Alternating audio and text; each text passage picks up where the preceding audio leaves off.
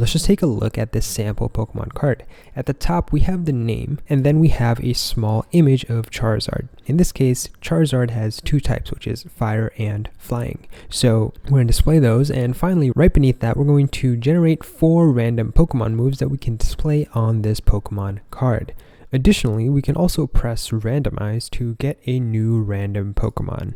The last thing we're going to do is shade the Pokemon card. So here the background is going to be the main type of the Pokemon. So water is going to be blue. In this case, Curse is a ghost type move, so it is shaded in purple. Swagger, I believe, is a normal type move. Withdraw and Dive are water type moves. So if we were to randomize new Pokemon, you'll notice that any move with a specific type is going to have that type's background color. Pokemon has always been one of my favorite TV shows. I remember when I used to live in India, I used to watch a ton of Pokemon and it would come in Hindi, so I actually wouldn't understand what they were saying half the time. In any case, hello everyone, my name is Suboptimal and I make educational videos about web development. In this video, I go over how to code a randomized Pokemon card generator with React.js, Tailwind CSS, and the Pokemon API. Just as a quick overview, we're going to perform a code review of this entire project, and it's going to be split up into 3 sections. First, we're going to set up React with Tailwind and just get a basic understanding of the structure of this project. Then we're going to get the Pokemon API data in React and display the data, make sure that everything is working. Finally, we're going to use Tailwind to upgrade our Pokemon card from looking like garbage to actually looking like a Pokemon card. If you've never worked with React before, then I highly recommend starting off with my first code review, where I cover the basics of React.js by coding a piano. Otherwise, you're good to go. And before we get started, just be sure to smash that like button to support me and my everlasting desire to not work for a FAANG company. And follow me over on Twitter at suboptimaleng, where I post random memes and updates. Awesome, let's dive right in. So the fastest way to get started with Tailwind is to go to the Tailwind docs. And inside the Tailwind docs, they have this one page which shows you how to install Tailwind CSS with Create React App.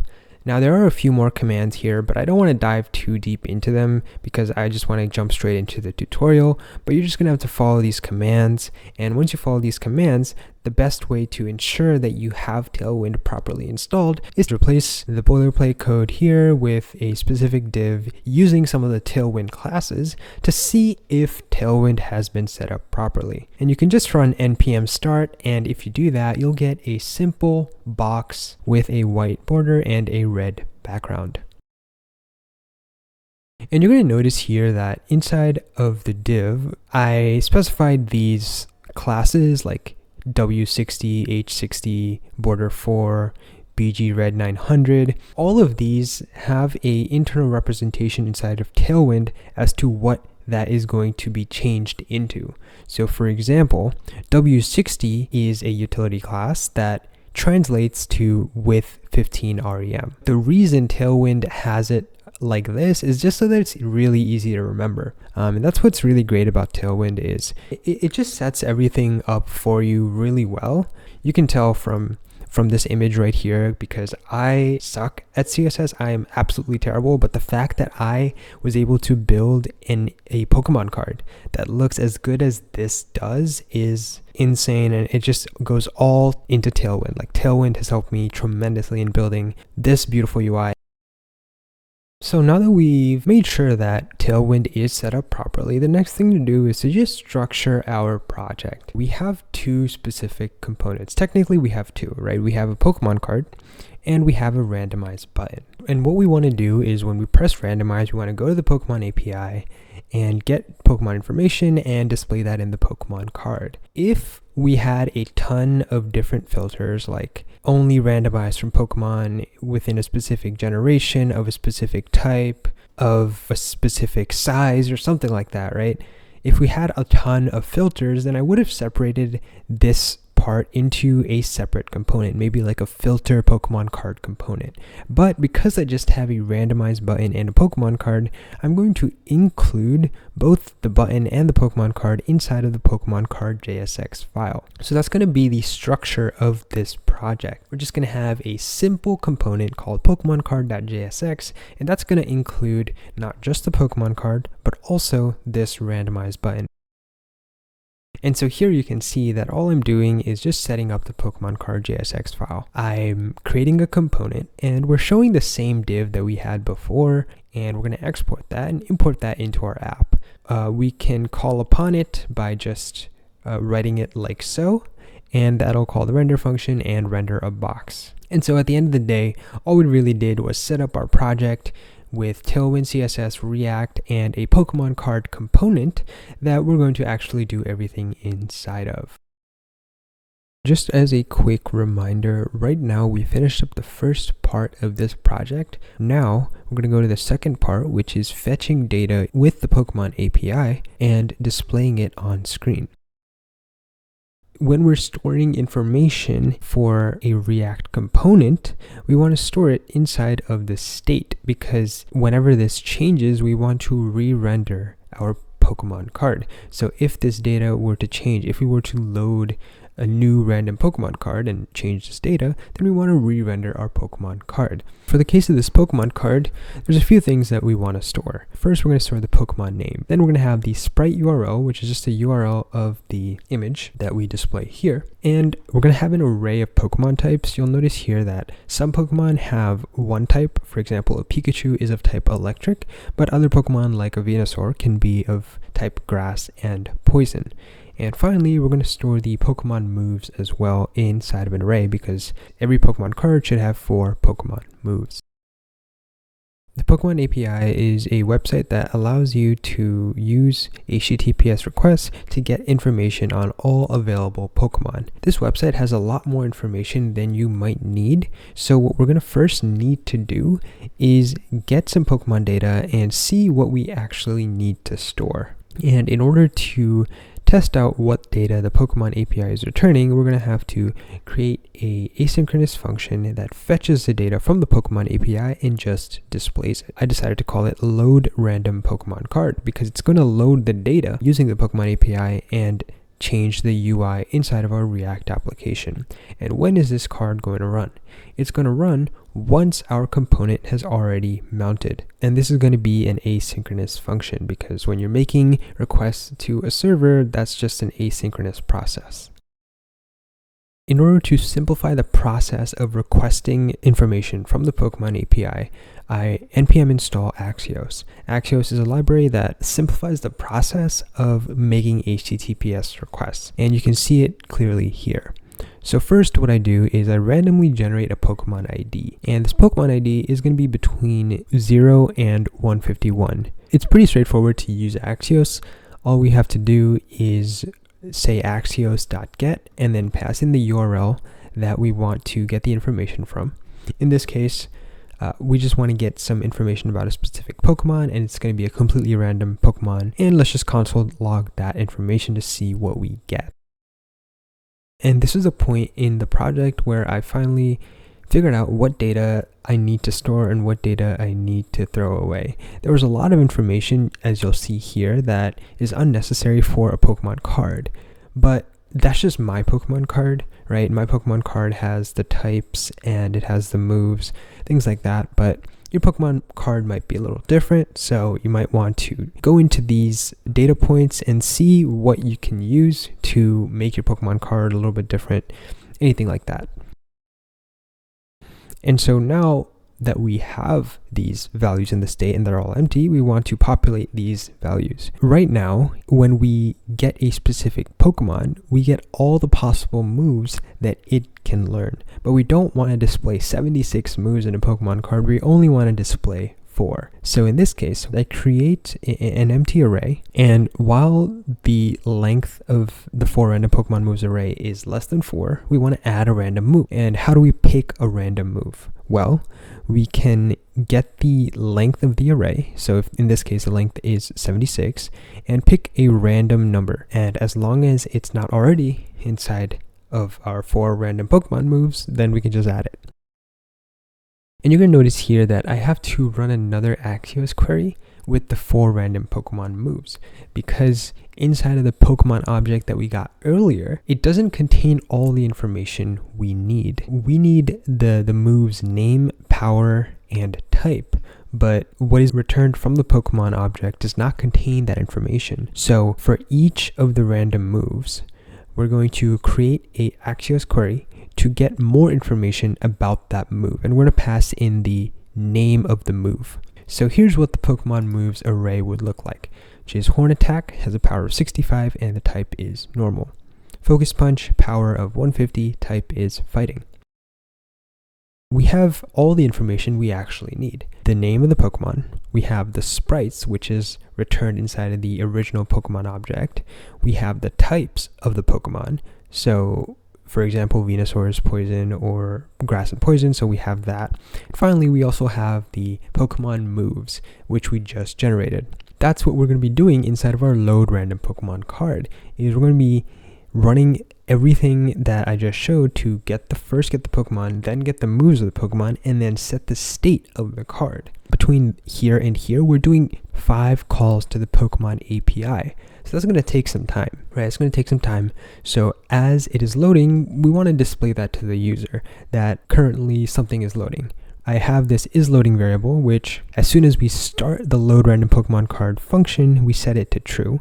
And as soon as it ends, we set it to false. Now that we have all the data in our state, we just have to display it. We just have to render that information. And that's just what I'm doing that right here. These Tailwind classes I added just for clarity so you guys can see what's going on. You don't have to really worry about it. We'll do the Tailwind upgrade in a little bit. So yeah, we're displaying the name of the Pokemon. We're displaying an image of the Pokemon sprite. Then we're iterating through the Pokemon types in another div. And finally, we're also displaying the moves of the Pokemon inside of another div. And these are just the 4 moves that the Pokemon has with the name, the type, and the power. And you'll notice here that I do some minor styling just to make sure that you guys can read what information is being displayed. And so once we do all of that, we'll get a Pokemon card. Well, not a Pokemon card. This is just a Pokemon with some information. And it's going to look like this. We got the name here, we got the image here, we got the 2 types of Dragonite, which is Dragon and Flying, and then we got some random moves that it could learn. Now let's create a new button. When you click the button, we're going to rerun this.load random Pokemon card. And because load random Pokemon card updates the state of the Pokemon card with a random Pokemon's information, this is all we need to do. As long as this function is rerun, our Pokemon card should update. And you notice here that if you were to press randomize, that the Pokemon card should update, and in this case, a Golbat is showing. And the final thing that we want to do is show that when we press the randomize button, something is loading. We don't want the user to think that nothing is happening for maybe a second or two and maybe they get confused. Recall that at the beginning of the function we set isLoading to true, and at the end of the function for load random Pokemon card we set isLoading to false. So all we're doing is if the state currently is loading, then we just display loading. Once this function is ended, loading is going to be set to false, so we're going to show the Pokemon card. Right now we have these 2 possible states of a Pokemon card. It could either be loading or it could be a Pokemon card. So now we have a Pokemon card with all the functionality that is required, but none of the CSS. So let's actually add some of the Tailwind utility classes to make our Pokemon card that looked like this to something that looks like a real Pokemon card. So let's just take a look at how I upgraded my randomize button. First, I'm going to add some coloring for the background. Background blue with a weight of 500. In this case, the 500 means it's like a medium blue. You can go between 50 and 900, so 500 blue is like a medium blue.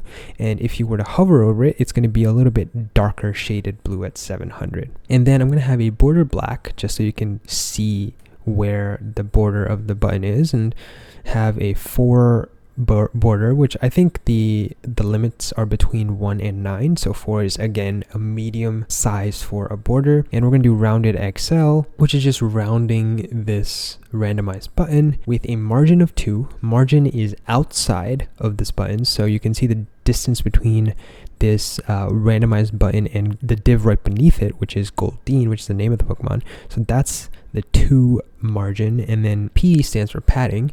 So we want to add some padding between the randomized text and the edge of the button, so that's like a 2. And finally, we're going to make the text white. This is so much easier than what you would have had to do if you were writing out raw CSS by yourself. So definitely dive deep into these utility classes if you don't fully understand what I'm saying, but I think it's so straightforward that it almost doesn't even need explanation as to what's going on here. So now let's start styling the Pokemon card. I say W80, which is just setting a baseline width for the Pokemon card. Now I just played around with it and felt like W80 was the right number. You could do something different, it's up to you. With a background of gray 200. Again, you can go from gray 50 to gray 900. So gray 900 is super dark, gray 50 is super light. Have a border black, border 4, rounded XL. So the same style as our randomize button. P4, which is padding. So you can see here that padding between everything inside the Pokemon card. Again, it's not 4 pixels. It has its own sort of meaning inside of Tailwind, but I tried out P1, P2, P4, and P8, and P4 just seemed to be the right fit. So I picked P4 and text black. And one other thing I do here is I make the name of the Pokemon bigger. So we do text 6XL with a bold font for the name of the Pokemon. So now let's look at the Pokemon sprite. Previously, we just displayed the sprite, but now I want to display the main type of the Pokemon, which is rock, as a gradient from rock to white. So in this case, this light brown to white. We do the border black, border 2, rounded XL, and M1. This is just the basic things that we've just been going over. Afterwards, I add a background BG gradient to R, means the background gradient to the right. So you start from a specific color and you go to the right. So you say from blue 400 to white. In this case, the image does not actually represent from blue 400. This would probably be from yellow 600 or something like that. I think that's what rock was, but we're just adding a gradient for the background of the sprite. And that's where the image is here again. And we're going to do MX auto for the image just so it's at the center. So here's a quick look of how we display the background with a gradient of where the Pokemon's first type starts. We're going to create a Pokemon type to color constant, and this constant is just going to have all the different types. So in this case, a golem is of rock type, so its first type is of type rock, and it's going to check inside of here what rock stands for. So rock stands for yellow 600, so it's going to say from yellow 600 to white, and that is what you get here. So yellow 600 again is a dark yellow. Pick these colors out just by going through the Pokemon type chart and seeing which color matched which type best. Bug, it was a green 400 for me. Dark was a gray 800. Dragon was a purple 800. You know, you get the idea. Here's what we have now is we have Pokemon cards with the title. The card is now looking kind of like a card. And then we also have the image with the background of the Pokemon sprite being the type of the Pokemon. So now that we've updated our Pokemon card and our Pokemon sprite and this randomize button, it should be pretty easy to figure out how to update our Pokemon types. Update the background color to be the type of the Pokemon. So again, this is the constants. So if it's a rock type, it's going to be yellow 600. If it's water, it's going to be blue 500 or 400 or whatever. And in this case, we're not going to be doing a gradient. There could be multiple types, so we want to display them in a row and put them in the center. So that's what flex row and justify center is doing. And now we're at the final part of our Pokemon card, which is updating the Pokemon moves. Here we're going to do the borders, which is pretty straightforward, And then we're going to do some spacing. So M1 again is the margin between the separate divs, and then P1 is the padding for the text and the edge of the div. We're going to have a rounded div that's in a row. So there's two pieces of information here. So there's the name of the Pokemon move as well as the power, and we want those to be displayed in a row format. That's what we're doing here, and we're going to justify between so that there's space between the move and the power of the move. Background gradient to the right, and it's going to start from the color of the move once again. So we have Rock Tomb, which is a rock type, so the type here should be resolved to something like yellow 600. Blast Burn is a fire type move, so we have a red gradient and things like that. So we move from the color of the Pokemon move to white, displaying the two divs, so the name of the Pokemon move and the power. Now if there's no power to the Pokemon move, we're just going to display NA, and if there is a power, then we're going to display the power. So now let's just do a quick recap of what we accomplished today. We first set up React with Tailwind and displayed a sample Pokemon card that's just a red box. Then we got the information for a Pokemon from the Pokemon API using React and Axios, and we loaded it onto the Pokemon card. And finally, using Tailwind CSS, we were able to style the Pokemon card to look as good as it does. And it's not perfect, but it's pretty good considering I'm really bad at CSS. So yeah, that's going to be it for today's code review. Let me know what you guys think about this React with Tailwind CSS crash course down in the comments below. And if you like this type of content and want to see more, then just hit that like and subscribe as I post new videos every single week. Thanks for watching, and I'll catch you guys next time.